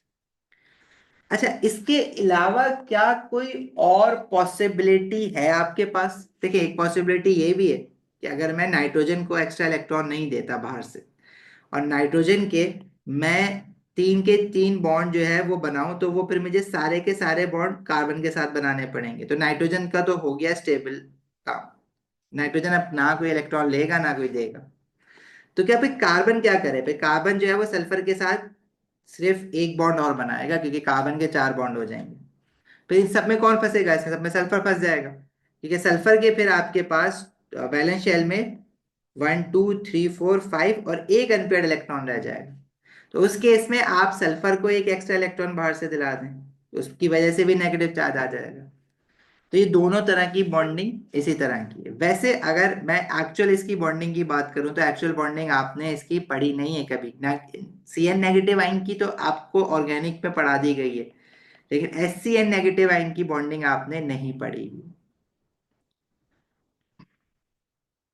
ठीक है। हाँ, बोथ आर करेक्ट।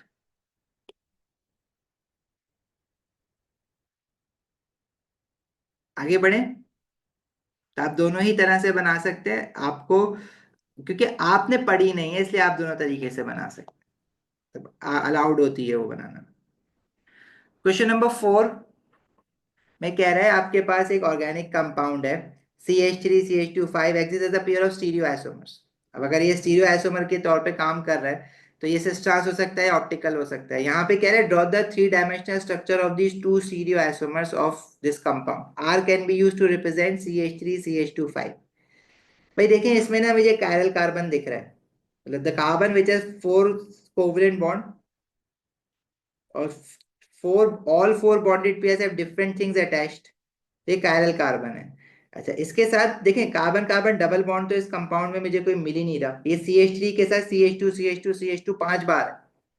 मतलब अगर इसकी जगह मैं R लिख दूं तो भी सही है, अगर ना लिखें तो चल जाएगा काम। उसने कहा है कि you can use, so it's up to you, if you want you can use.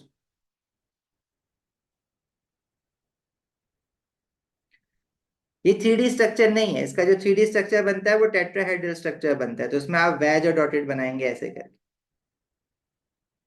इसमें से किसी भी बॉन्ड पे आप ब्रोमीन लिख दो, कहीं पे भी आप CH3 लिख दो।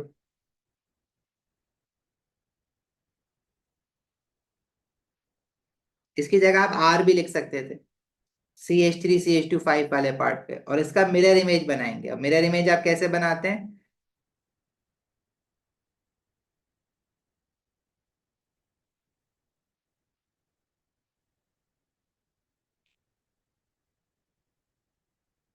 अच्छा, लेटर्स को लिटरली इन्वर्ट करने की जरूरत नहीं है, लेटर्स आप ऐसे ही लिखते हैं, बस आपने जो सॉलिड लाइन बॉन्ड जो है वो मिरर लाइन के करीब बनाया था तो आप ये करीब ही बनाएंगे, वैज आपने अवे बनाया था तो आप अवे ही बनाएंगे।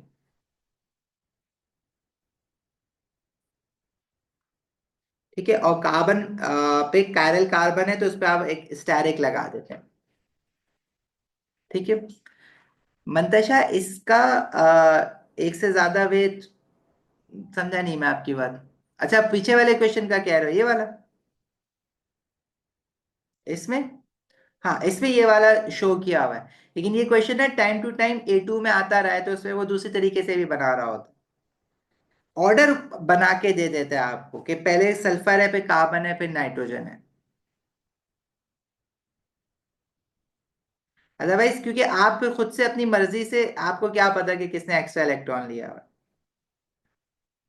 ठीक है भाई। आगे कह रहा है सैंपल ऑफ CH3, ये same compound react with sodium hydroxide, would it react with sodium hydroxide, yes, इसमें ब्रोमीन है ना, तो न्यूक्लियोफिलिक सब्स्टिट्यूशन होगा अगर एक्वा सोडियम हाइड्रोक्साइड डालोगे, और अगर इथेनॉलिक डालोगे तो एलिमिनेशन होगा। अच्छा, इसमें SN1 मैकेनिज्म कह रहा है। अब ये जो आपका हेलो एल्केन है, this is your secondary halo alkene, क्योंकि जिसमें अल्फा कार्बन है, the carbon to which the bromine is attached, it has only two alkyl group directly attached, so this is your secondary alcohol।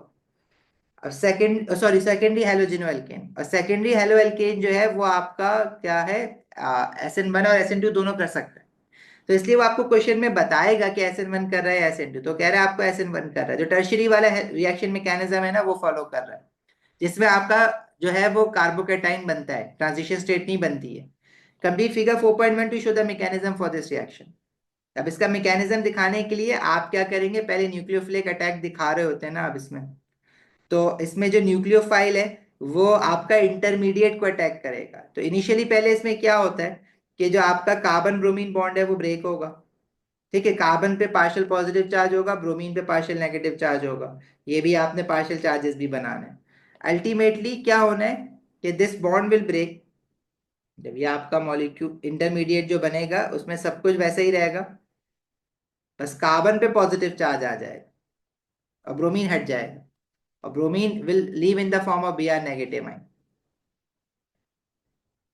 ठीक है। अच्छा, और जो hydroxide ion nucleophile निकल के आएगा सोडियम हाइड्रोक्साइड से, उसको आपने ऐसे बनाना है कि उस पे आपने एक लोन पेयर दिखाना है और नेगेटिव चार्ज भी दिखाना है। इस पूरा तभी मार्क मिलेगा इसका जब आप इस पे लोन पेयर और नेगेटिव चार्ज दोनों दिखाएंगे।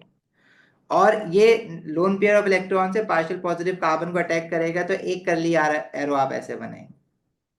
ठीक है, और फाइनल आपको जो प्रोडक्ट है वो तो गिवन है ऑलरेडी। ये सारी चीजें बनानी है, दो कर्ली एरोज आएंगे इसमें, एक पॉजिटिव चार्ज आएगा कार्बन पे और एक partial positive partial negative charge, और न्यूक्लियोफाइल आपने प्रॉपर बनाना है और इसमें से बी आर नेगेटिव आइन निकलेगा वो आपने बनाना है। अब चाहे तो इस बी आर नेगेटिव आइन पे भी एक्स्ट्रा इलेक्ट्रॉन दिखा सकते हैं, बट इसको एज न्यूक्लियोफाइल यूज करते हुए नहीं दिखा रहे। B R negative ion as a formula भी लिख दोगे तो भी सही है, या फिर इसकी जगह पे आप प्रोडक्ट लिख दो ना सोडियम ब्रोमाइड, क्योंकि सोडियम भी तो है सोडियम हाइड्रोक्साइड में। ठीक है भाई। नेक्स्ट कह रहा है separate samples of this compound. ये कंपाउंड है क्या? इस कंपाउंड का अगर हम बात करें, हेलो एल्केन है, सेकेंडरी हेलो एल्केन है। अगर मैं इसका नाम दूं तो 5 6 7 8 कार्बन एटम्स है, सेकंड कार्बन पे ब्रोमीन लगा हुआ है, तो 2 ब्रोमो ऑक्टेन है ये, और कुछ भी नहीं है। और एक और कंपाउंड दिया हुआ है इन्होंने, वो अल्कोहल है, उसमें बस बी आर की जगह ओएच लगा हुआ है, जो आपका ये प्रोडक्ट बना है जिससे ये सेकेंडरी अल्कोहल हो जाएगा। ठीक है, ऑक्टेन 2 ऑल कह देंगे इसको।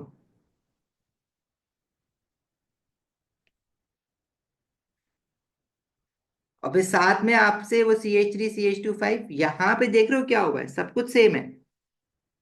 सेकंड कार्बन पे जो OH लगा हुआ है वो निकल गया, और जो लास्ट वाला कार्बन है उसका एक हाइड्रोजन कम हो गया, एलिमिनेशन हो रही है, एल्कीन बन गया है ये। देखो ना, ये CH3 CH2 5। अब ये सेकंड लास्ट कार्बन पे एक हाइड्रोजन है सिर्फ, लास्ट वाले कार्बन पे 2 हाइड्रोजन है, मतलब लास्ट 2 कार्बन के बीच में डबल बॉन्ड आ गया है। पहले लास्ट 2 कार्बन जो होते, मतलब इनको मैं राइट टू लेफ्ट नंबरिंग करूंगा, तो सेकंड पे पहले OH था, फर्स्ट पे सिर्फ एक हाइड्रोजन ज्यादा था, 3 हाइड्रोजन थे, एलिमिनेशन हुई है। ठीक है, इथेनॉलिक सोडियम हाइड्रोक्साइड डाला होगा आपने। कुछ टेस्ट लिखे हुए कह रहे हैं कि ये जो सारे कंपाउंड दिए हुए, पहला वाला जो है वो हेलो एल्केन है, सेकेंडरी हेलो एल्केन, हेलोजिनो एल्केन को मैं हेलो एल्केन कह रहा हूँ। और जो दूसरा वाला है वो सेकेंडरी अल्कोहल है, और जो तीसरा वाला है वो एल्कीन बन गया, अब कार्बन कार्बन डबल बॉन्ड आ गया, उसमें एलिमिनेशन हुई है। ब्रोमीन डालिए डार्क में, तो ब्रोमीन जो है डार्क में तो किसी कार्बन हाइड्रोजन के साथ रिएक्ट नहीं करेगी, there will be no substitution. कह रहे हैं कि table 4.1, if no reaction occurs right cross, तो यहाँ पे क्रॉस है, सेकंड रिएक्शन का लिखना नहीं है। ब्रोमीन को लास्ट कंपाउंड जो डाला है एल्कीन है, तो उसमें आपको पता है एल्कीन के साथ ब्रोमीन डीकलराइज हो जाती है, तो उसमें ऑब्जर्वेशन क्या होगी, colour will change from orange to colourless. फिर आपने डाला है PCl5। PCl5 हेलोजन एल्केन में नहीं डाला है एल, क्योंकि यहाँ पे देखो क्रॉस लगा हुआ है। अल्कोहल में PCl5 डालते हैं तो क्लोरीन आ जाता है ना हाइड्रोक्सिल फंक्शनल ग्रुप की जगह, तो HCl के फ्यूम्स बनते हैं, व्हाइट फ्यूम्स लिखते हैं इसको, या हम स्टीमी फ्यूम्स लिखते हैं। आप इसको व्हाइट फ्यूम्स लिखते हैं या स्टीमी फ्यूम्स लिखते हैं, बोथ आर अलाउड। तो PCl5 को मैं एल्कीन में डालूंगा तो ऐसा कोई रिएक्शन नहीं है। PCl5, PCl3, SOCl2, sulphur dichloride oxide, ये सारे जो है वो किस चीज के साथ रिएक्ट करते हैं, अल्कोहल के साथ रिएक्ट करते हैं to produce halogenoalkane. Reactions of alcohol में आपको मिलेगा, या फॉर्मेशन ऑफ हेलोजिनो एल्केन में भी रिएक्शंस मिलेंगे आपको। सिल्वर नाइट्रेट हम डालते हैं टू टेस्ट फॉर हेलाइड आइन, जिनमें क्लोराइड ब्रोमाइड और आयोडाइड आइन होता है। अब पहले वाले हेलो एल्केन में ब्रोमाइड आइन है, ब्रेक हो जाएगा, सिल्वर ब्रोमाइड बनेगा, और सिल्वर ब्रोमाइड का क्रीम पीपीटी होता है। अगर क्लोराइड आइन होता तो व्हाइट पीपीटी, यहाँ पे क्रीम पीपीटी। और अल्कोहल में जब सिल्वर नाइट्रेट डालोगे तो अल्कोहल के साथ तो ऐसा कोई रिएक्शन नहीं पड़ा है मैंने। ठीक है, आगे बढ़े। जी, आज की क्लास का ये पहला ही पेपर है of course. Name the type of reaction. अच्छा, इसमें क्या रहा है, अगेन ये हेलो एल्केन है मेरे पास, is heated with D to produce 3 different molecules. अब ये सारे कार्बन कार्बन डबल बॉन्ड बन रहे हैं, मतलब इलिमिनेशन हो रही है। और एलिमिनेशन कब होती है? जब आप इथेनॉलिक सोडियम हाइड्रोक्साइड यूज करते हैं। तो जो डी होगा, एक्वा सोडियम हाइड्रोक्साइड यूज करोगे तो ब्रोमीन हट के हाइड्रोक्सिल फंक्शनल ग्रुप आ जाएगा, सब्स्टिट्यूशन होती है।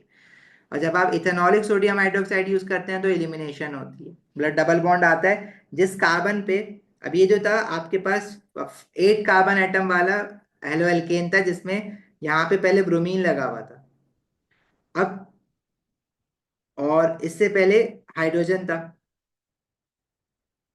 तो जो डबल बॉन्ड आ रहे हैं वो कहाँ कहाँ आ सकता है ये देखना है। देखो ये जो पहले कंपाउंड था ना, वो 8 कार्बन एटम से सीधे स्ट्रेट चेन में 1 2 3 4 5 6, 1 2 3 4 5 6 7 8, 4 5 6 7 8 ब्रोमीन लगा हुआ था सेकंड कार्बन पे। तो डबल बॉन्ड फर्स्ट और सेकंड कार्बन के बीच में भी आ सकता है, सेकंड और थर्ड के बीच में भी आ सकता है। डबल बॉन्ड जब आपका, क्योंकि ब्रोमीन सेकंड कार्बन पे है ना, तो उसके एडजेसेंट कार्बन से हाइड्रोजन निकलेगा। तो ब्रोमीन जिस कार्बन पे लगा हुआ है उसके राइट वाले कार्बन से हाइड्रोजन निकलेगा, तो आपके पास प्रोडक्ट बनेगा ये वाला। अब इसमें भी ना एफ और जी दो तरह के बनाए हुए हैं, ठीक है। अच्छा, इन्होंने आपको जी जो बनाया हुआ है, इसमें ब्रोमीन जो है वो निकला उसमें राइट वाले कार्बन से, यानी फर्स्ट वाले कार्बन से हाइड्रोजन निकला। तो इसका सिस्टांस नहीं बनेगा, क्योंकि जो डबल बॉन्डेड कार्बन एटम बने हैं उसमें से एक डबल बॉन्डेड कार्बन एटम पे दो हाइड्रोजन अटैच्ड हैं। लेकिन अगर आप हाइड्रोजन निकालें लेफ्ट वाले कार्बन का, मतलब थर्ड कार्बन पे जो हाइड्रोजन लगा हुआ है वो निकालें, और सेकंड कार्बन का ब्रोमीन निकलेगा, तो इससे जो दो प्रोडक्ट बन रहे हैं वो ई और एफ, वो एक दूसरे के सिस्टर्स आइसोमर है। ई एंड एफ सेम है, मॉलिक्यूलर फॉर्मूला सेम है, स्ट्रक्चर फॉर्मूला सेम है, लेकिन ज्योमेट्रिक अरेंजमेंट डिफरेंट है। ठीक है, तो ये सिस्टर्स आइसोमर है। हमें कैसे पता चलेगा सोडियम हाइड्रोक्साइड इथेनॉलिक है? क्योंकि एलिमिनेशन हुई है, और एलिमिनेशन हेलो एल्केन की इथेनॉलिक सोडियम हाइड्रोक्साइड के साथ हीट एंड रिफ्लेक्स करवा के होती है। समझ आई बात? तो ई एंड एफ जो है they both must be sisters isomers of each other, क्योंकि दोनों डबल बॉन्डेड कार्बन एटम पे अब दो डिफरेंट चीजें अटैच्ड है ना। First double bonded carbon atom पे एक CH3 और एक हाइड्रोजन है, थर्ड पे हाइड्रोजन है और एक पूरी चेन अटैच्ड है। तो ये टाइप ऑफ रिएक्शन जो हुआ इस कंपाउंड का, हेलो एल्केन का, वो एलिमिनेशन हुआ। डी क्या होगा? सोडियम हाइड्रोक्साइड इन इथेनॉल।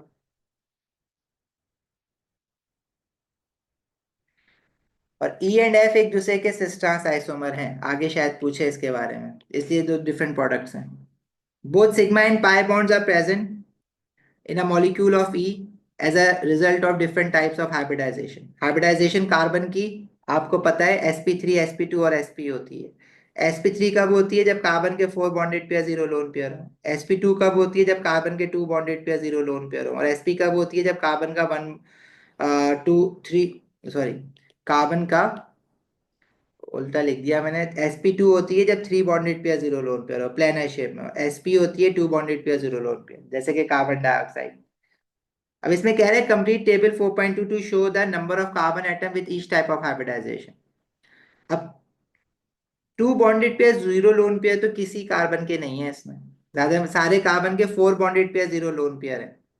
ठीक है, बाकी ई की बात कर रहे हैं, मॉलिक्यूल ई में देख लो, ये 1 2 3 4 5, तो जितने भी कार्बन सिंगल बॉन्डेड हैं उन सबके 4 बॉन्डेड पेयर 0 लोन पेयर है। ये लास्ट वाला भी, तो कितने sp3 वाले? 1 2 3 4 5 6, 6 कार्बन जो है they must be sp3 hybridise. बाकी दो डबल बॉन्डेड कार्बन है उनके 2 bonded 3 bonded pair 0 lone pair है। इस कार्बन के अगर मैं काउंट करूं 1 bonded pair, this is second bonded pair, और hydrogen 3 bonded pair. Double bonded carbon के 3 बॉन्डेड पेयर 0 लोन पेयर हैं, तो these should be sp2 hybridise. तो ऐसे दो कार्बन है। sp तब होता है जब कार्बन के 3 bonded 2 bonded pair 0 lone pair होते हैं, मतलब दो कार्बन के बीच में ट्रिपल कोवलेंट बॉन्ड होता है ना, लाइक इन इथाइन, तो उसको हम कहते हैं कि ये sp हाइब्रिडाइज्ड है। तो यहाँ पे तो ऐसा कोई कार्बन नहीं है, तो sp हाइब्रिडाइज 0 है। 0 2 6। How do we know that sodium hydroxide is in ethanol and not in aqueous? Because if you see this compound, this is your halo alkane, और इसको सोडियम, इसको पार्ट डी के compound D के साथ react करके आप तीन तरह के प्रोडक्ट बना रहे हैं जिनमें डबल बॉन्ड आया है। तो हेलो एल्केन से जब डबल बॉन्ड आता है, एल्कीन बनता है, तो वो इथेनॉलिक सोडियम हाइड्रोक्साइड के साथ हीट करके बनता है। ठीक है। अगर एक्वस सोडियम हाइड्रोक्साइड डालोगे तो फिर एल्कीन थोड़ी बनेगा, फिर तो अल्कोहल बनेगा, ब्रोमीन हटा के, जैसे ऊपर पढ़ रहे हो ना SN1 SN2।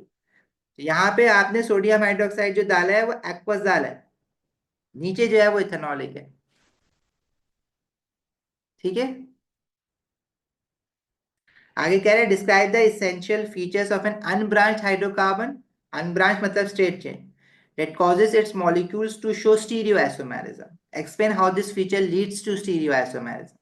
स्टीरियोआइसोमेरिज्म carbon carbon double bond वाली होती है।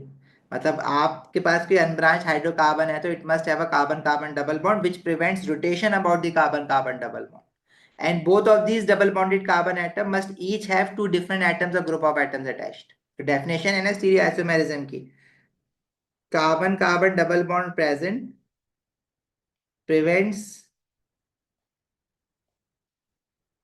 rotation about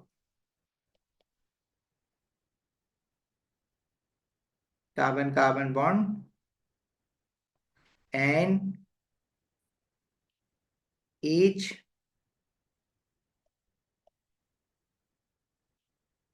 double bonded carbon atoms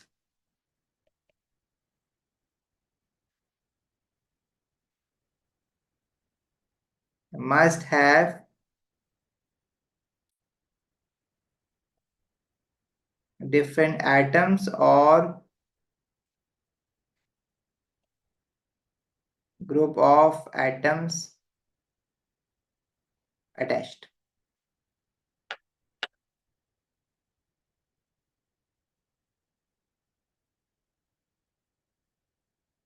हाँ, एलिमिनेशन में आप हीट करते हैं, आप इनफैक्ट हीट अंडर रिफ्लक्स करते हैं। कंडीशन, अगर आप identified D and the condition use, तो आप उसमें लिखें sodium hydroxide in ethanol and heat under reflux. असल में वो रिएक्टेंट्स ही मांग रहा होता है, अदरवाइज लिखना तो चाहिए यहाँ पे, लेकिन इसका यहाँ पे मार्क नहीं है, 1 मार्क के लिए था ना, 2 मार्क के लिए होता तो आप लिखते, लेकिन आप लिख दें। ठीक है भाई। क्वेश्चन का एक पार्ट और, क्वेश्चन 5 भी है, क्वेश्चन 5 भी देख लेते हैं। Compound W has a molecular formula C4H10O. It contains only one functional group. ठीक है, 4 carbon atom and 1 oxygen, looks like an alcohol. Table 5.1 shows the two peaks in with the greatest mass to charge ratio value in the spectrum of W. ठीक है, 2 peaks हैं, एक 74 है, एक 75 है, तो इट मीन्स कि ये एक पीक M पीक है और एक M+1 पीक है। रिलेटिव अबंडेंस एक की दी हुई है, एक की नहीं दी हुई। इसमें नंबर ऑफ कार्बन एटम जो है वो 4 है, कंपाउंड ऑलरेडी बता दिया। रिलेटिव अबंडेंस ऑफ एक्स निकालना है आपको, मास टू चार्ज रेशियो 75 पे, जो कि एक्स दिया हुआ है। तो आप ये वाला फॉर्मूला यूज करेंगे, नंबर ऑफ कार्बन एटम का मास स्पेक्ट्रोमीटर में 100/1.1, abundance of M+1 peak divided by M peak. N की वैल्यू आपको अभी पता है 4 है। M+1 पीक आपको निकालनी है, अबंडेंस उसकी वो एक्स है, और M पीक की अबंडेंस जो है वो 50 दी हुई है। तो ये आएगी आपकी 4 × 1.1 डिवाइडेड बाय 100। ये आ रही है 0. अच्छा, एक minute, 4 × 1.1 divided by 100 multiply by 50 भी है, दिस इज 2.2 आ रही है। अब अबंडेंस मिला के 100% के चक्कर में नहीं बैठ जाना, क्योंकि फ्रैगमेंट्स भी तो बन रहे होंगे ना पीछे। और ये M+1 पीक की अबंडेंस जो आती है वो कार्बन 13 आइसोटोप की वजह से आती है, जो कि हमेशा बहुत कम होती है एमाइन पीक की अबंडेंस से। The mass spectrum of W shows that mass to charge ratio 29 and 59, ये दो फ्रैगमेंट्स बने, such as the molecular formula of these fragments। अब अगर ये आप पजल कर पाओ कि क्या मॉलिक्यूल है, तो 4 कार्बन एटम के साथ अगर एक ऑक्सीजन लगा रहे हो तो अल्कोहल हो सकता है, इनफैक्ट ये ईथर भी हो सकता है जिसमें COC बॉन्ड बनता है। बट अभी क्योंकि हम ईथर को इतना देखते नहीं है, हम अल्कोहल ही लेते हैं। अगर मैं अल्कोहल लेके आगे इसको क्वेश्चन को करूं तो क्या ये हो सकता है सॉल्व? अगर नहीं हो सकता तो फिर मैं ईथर की तरफ जाऊंगा। 5 का A1, आपने मास स्पेक्ट्रम में नंबर ऑफ कार्बन एटम्स निकालने का फॉर्मूला पढ़ा है ना। ये मास स्पेक्ट्रम का क्वेश्चन है, क्योंकि पीक्स की बात कर रहे हैं ना, with the mass to charge values in the mass spectrum of W। तो जो आपकी मास टू चार्ज वैल्यू वाली पीक आती है एम, वो कह रहा है कि with the greatest mass to charge value, ये सबसे बड़ी पीक है जो आपने मास स्पेक्ट्रम में पढ़ा था, कि जो आपके पास जो सबसे लास्ट पीक होती है वो मॉलिक्यूलर आयन पीक होती है, क्योंकि वो पूरा का पूरा मॉलिक्यूल इंटैक्ट होता है, कुछ टूटा हुआ नहीं होता। ठीक है। तो आपके पास ये है मॉलिक्यूलर आईएमपी। अब अगर इसके आगे एक यूनिट आगे एक नंबर आती है, पीक की आती है, वो कार्बन 13 आइसोटोप की वजह से होती है। ये 74 पे, अगर इसके आगे एक आती है तो 75। तो ये M+1 पीक कहलाती है। इसका फॉर्मूला है ना नंबर ऑफ कार्बन एटम निकालने का, इसमें ये अबंडेंस नहीं दी हुई थी M+1 पीक की, लेकिन n की वैल्यू गिवन थी। फॉर्मूला देखिए ना, कंपाउंड W बताया हुआ 4 कार्बन एटम है, तो n की वैल्यू मुझे ऑलरेडी गिवन थी। Otherwise you always use this formula to find the number of carbon atom. Number of carbon atom is already given. आपको M+1 पीक की अबंडेंस निकालनी है। लार्जर वैल्यू, यस, देखो जो सबसे हाईएस्ट वैल्यू होती है वो आपकी मॉलिक्यूलर मास की होती है। उससे आगे एक यूनिट आगे जो एक वैल्यू होती है ना, वो M+1 पीक की होती है। यस, अगर दो दी हुई है तो एक बड़ी वाली M+1 है जो कार्बन 13 आइसोटोप की वजह से आ रही है।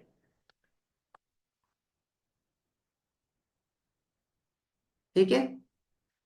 अच्छा, अब इसको मैं अल्कोहल भी ले सकता हूँ, ईथर भी हो सकता है। मुझे इसने कुछ नहीं बताया हुआ, मतलब ये ईथर क्या होता है जब कार्बन के बाद ऑक्सीजन और फिर कार्बन होते हैं।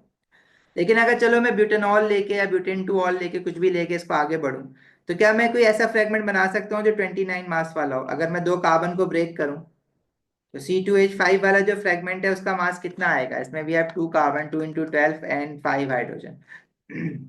ये 29 आ रहा है। और उसके आगे जो फ्रेगमेंट बचा है 2 कार्बन, जिसमें एक ऑक्सीजन भी है और एक हाइड्रोजन भी है और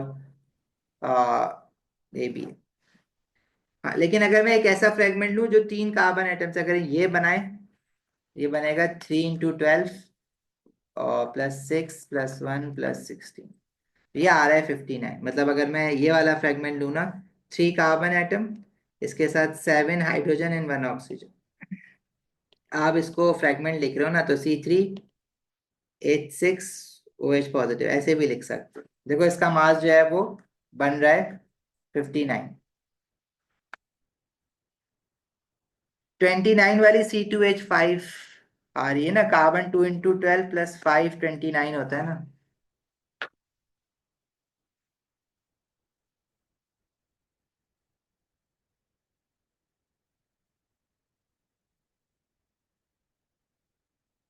ठीक है भाई। आगे आपको कह रहा है a sample W is heated under reflux with acidified potassium dichromate. Oxidising agent है। W अगर अल्कोहल है तो ऑक्सीडाइज होगा। Only one organic product X is present in the mixture at the end of the reaction. मतलब ये oxidised हो रहा है। W का देखो आईआर स्पेक्ट्रम दिया हुआ है, अब कंफर्म हो जाएगा आपको कि ये क्या है। W का देखो जो पीक आ रही है, जो अभी आपका ब्रॉड आ रहा है, वो 3000 से आगे आ रहा है। और 3000 से आगे जो एब्जॉर्प्शन रेंज आती है वो आपकी सिर्फ एक ही फंक्शनल ग्रुप की आ रही होती है, अमाइन की या फिर आपकी अल्कोहल की। अब अमाइन तो हो नहीं सकता क्योंकि हाइड्रोजन कहीं था नहीं, तो ये आपके पास हाइड्रोक्सिल होगा। तो अभी कंफर्म हो गया कि WOH ही है। उसको ऑक्सीडाइज करोगे तो कार्बोक्सिलिक एसिड बनेगा। मतलब W का जब आपने ऑक्सीडाइज किया तो कह रहे हैं प्रोडक्ट बना है X। एक्स जो है वो कार्बोक्सिलिक एसिड होगा, और उसका जो ब्रॉड आता है वो, उसकी पीक की जो वैल्यू होती है वो 3000 पे आसपास खत्म हो जाती है कार्बोक्सिलिक के OH की। कार्बोक्सिलिक का अगर OH है तो फिर आपके पास एक जो है वो यहाँ पे भी आनी चाहिए थी peak, carbon double bonded oxygen की 1670 से 1740 के बीच में। तो एक्स में अगर आप देखें, एक्स के स्पेक्ट्रम में, तो यहाँ पे भी एक पीक है जो कार्बन डबल बॉन्डेड ऑक्सीजन को रिप्रेजेंट कर रही होगी, ये OH को रिप्रेजेंट कर रही होगी कार्बोक्सिलिक के।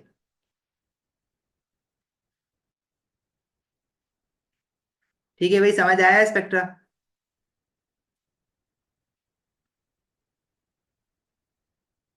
इसमें आपसे क्या कह रहा है, सिंपल बॉन्ड्स लिख दें जो functional group obtain containing absorption A is shown in figure 5.1।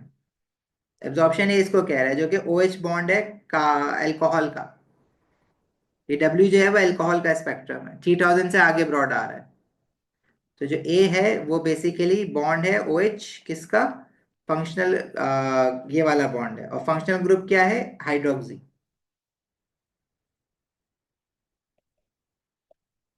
और जो बी है, बी कहाँ लेबल किया हुआ है? बी लेबल किया हुआ है इसने, ये जो कार्बोनाइल के कार्बन डबल बॉन्डेड ऑक्सीजन का बॉन्ड है 1670 से 1740, ये वाला। तो बी जो है वो कार्बन डबल बॉन्डेड ऑक्सीजन है, और इस फंक्शनल ग्रुप को हम कहते हैं कार्बोक्सिल।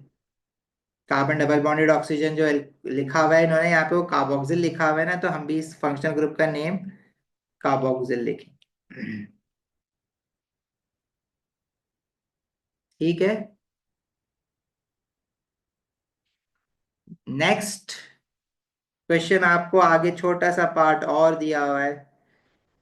W को ऑक्सीडाइज किया, X बना। Use the information to draw the structure of X। अब स्ट्रक्चर में आप चाहे स्केलेटल फॉर्मूला बनाएं, चाहे वो बनाएं। अब आपने बस ये देखना है, अगर ये ऑक्सीडाइज होकर एसिड बना रहा है तो it must be your primary alcohol ना, तो जो एसिड बनेगा वो ब्यूटेनोइक एसिड बनेगा।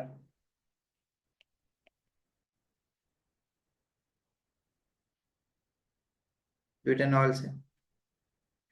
Y is a structure isomer of W।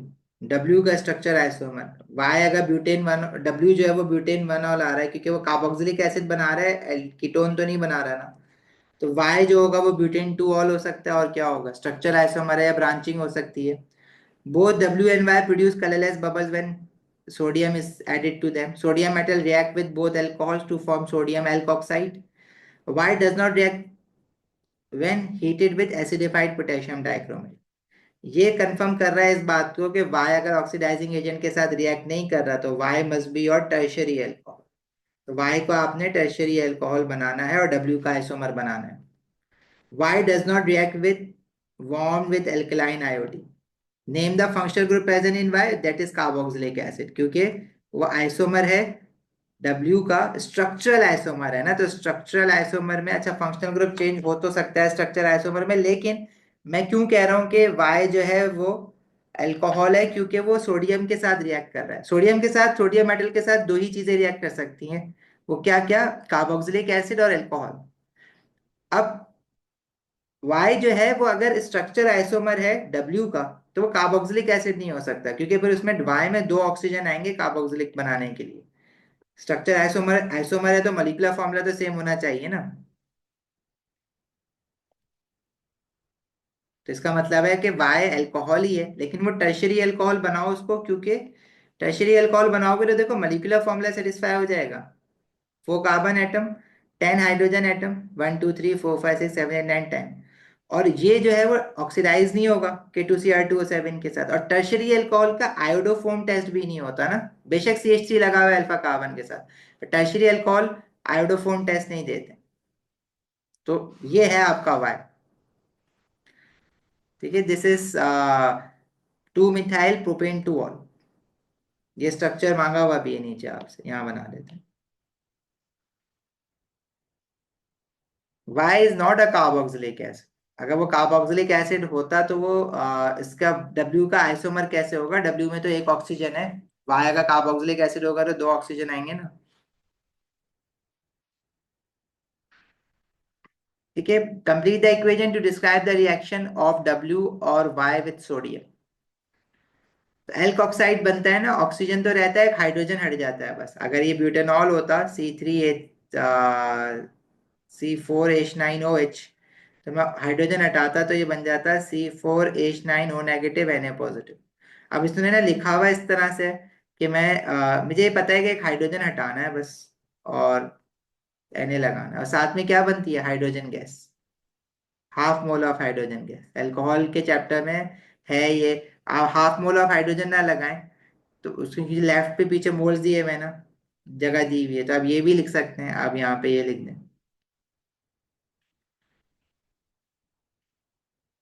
Functional group is carboxylic, कहाँ मिस कर गया हूँ मैं, कहाँ लिखा हुआ है। ओ सॉरी, मैंने वाई को फंक्शनल ग्रुप कार्बोक्सिलिक एसिड लिख दिया।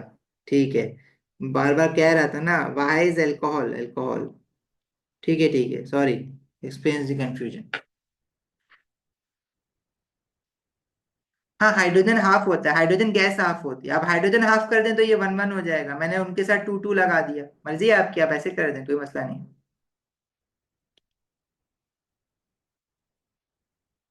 ठीक है भाई, चलो जा सकते हैं आप लोग अभी। कल दूसरा पेपर है, स्केड्यूल में देख लेना कौन सा है, कोशिश करो पहले से करके रखो।